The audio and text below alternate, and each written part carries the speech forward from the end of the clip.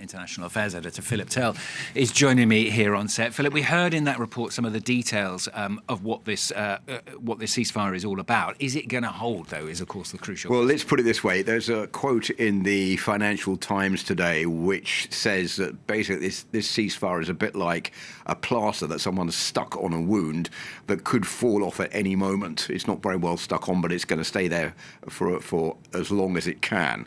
I think that basically sums it up. These are the points we were just talking about in that report by Eliza Herbert. A 60-day truce. That is what is written on the paper, but Israel is saying, well, look, if we see that Hezbollah is regrouping, bringing in weapons, digging tunnels, poses a threat to Israel, we will intervene and we will not respect that truce. So that remains to be seen, but they wanted at least to last until the end of the Biden term in office in January.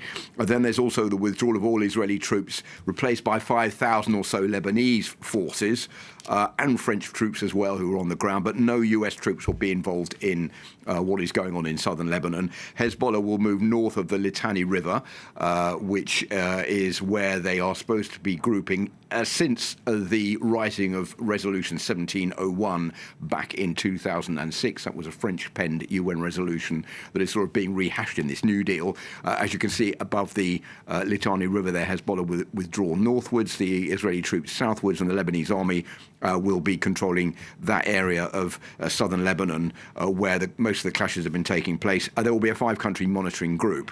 Now, the reason that we could be hopeful about this is that there is reason to believe that Hezbollah wants this ceasefire. It needs to rebuild its capacity. It's been seriously damaged. On the other side, it's the same for Israel. Benjamin Netanyahu was quite explicit yesterday, saying that there are really 3 reasons for that decision. The first one is that he wants to concentrate on other fronts. There are 7 in all, but mostly on Iran. That is deemed to be, which is deemed to be the major threat against Israel right now. Remember that Iran is a backer of Hezbollah and also Hamas.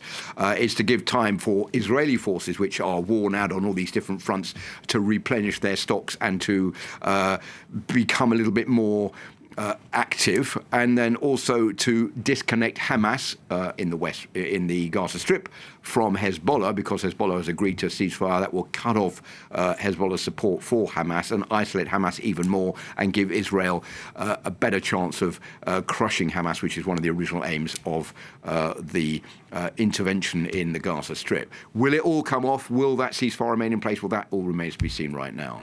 You mentioned Joe Biden just a few seconds ago.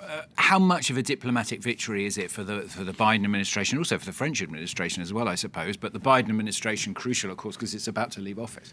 Let's put it this way, shall we? There's been a hell of a lot of pressure placed on the shoulders of Benjamin Netanyahu, and Joe Biden doesn't really have anything to lose. He's not running for an election. He's not seeking a new term in office. He's coming to the end of his 4 years in the White House. So he doesn't have a lot to lose. He has more to gain by pushing through this agreement. And I think that has added the pressure onto the Israeli Prime Minister, because he doesn't really have much leeway in trying to say to Joe Biden, well, I'm going to withdraw my support from you, because it doesn't matter now, because Donald Trump is taking over on the 20th of January. So I think that is one of the aspects that has moved this ceasefire deal forward.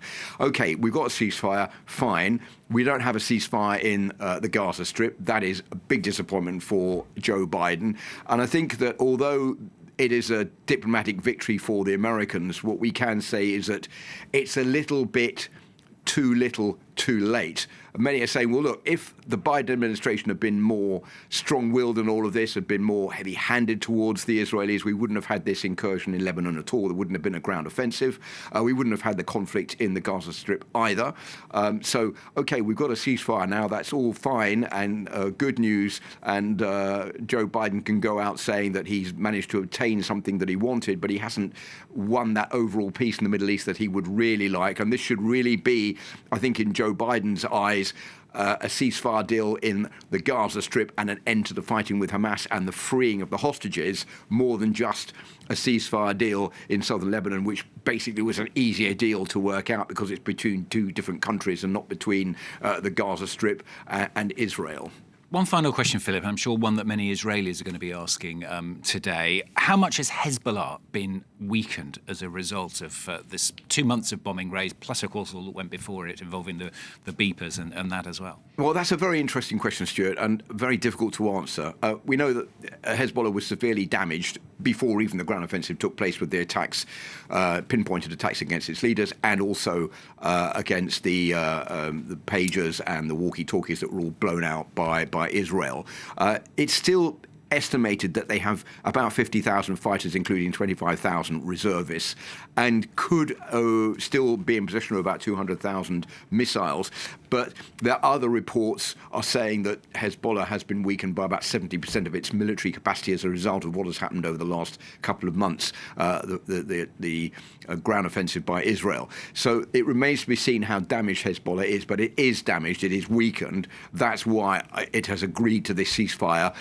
The big question now is, what is Hezbollah going to do next? Is Hezbollah going to play the game, take on a much more neutral role, or is it just going to move north of the Litani River and then rebuild back its resources, rebuild back its military capacity, and then we're going to see this start all over again? What we have here is Resolution 1701. Remember, that resolution from 2006 has never really been adhered to. Here we go round again to bringing it back, to starting up a new ceasefire agreement.